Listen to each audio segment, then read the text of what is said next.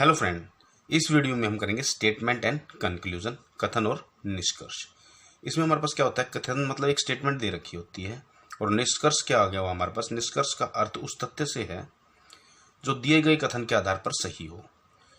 और जो निष्कर्ष क्या होगा हमारे पास, जो स्टेटमेंट दे रखी है उस स्टेटमेंट के हिसाब से जो हमारा सही होगा वो हमारा जो है कंक्लूजन निकलेगा, निष्कर्ष निकलेगा। एग्जाम्पल के तौर पर जैसे हम लेते हैं, स्टेटमेंट दे रहा है वो कह रहा है XYZ संस्था के निदेशक पद के लिए संभावित उम्मीदवारों में से श्रीमान P एक हैं। ठीक है भाई, एक जो है ना निदेशक पद के लिए उम्मीदवार थे, उनमें से श्रीमान P जो है वो एक संभावित उम्मीदवार है। अब वो निष्कर्ष निकाल रहा है कि श्रीमान P का चयन संस्था के निदेशक पद के लिए हुआ और दूसरा है श्रीमान P का चयन संस्था के निदेशक पद के लिए नहीं हुआ। ठीक है, अब देखो उसने क्या कहा है कि वो संभावित उम्मीदवार है। ठीक है, उसका नाम आ गया, लेकिन ये तो गारंटी नहीं है कि उसका चयन हो गया। ठीक है, ना तो ये सही या ये भी कोई वो जरूरी नहीं है कि भाई उसका चयन नहीं हुआ, तो ये भी नहीं। तो मतलब या तो हमारा ये सही होगा या हमारा ये सही होगा, या तो उसका चयन हो गया या उसका चयन नहीं हुआ। तो इस तरह से हमारे पास जो हमारा कंक्लूजन निकालना है हमने किसके, स्टेटमेंट के आधार पे।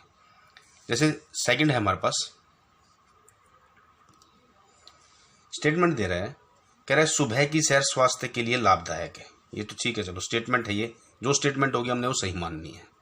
ठीक है, अगर ये कह देता सुबह की सैर स्वास्थ्य के लिए हानिकारक है तो हम इस स्टेटमेंट को सही मान के चलते हैं। अब देखो निष्कर्ष क्या है हमारे पास, कह रहा है सभी स्वस्थ व्यक्ति सुबह की सैर के लिए जाते हैं।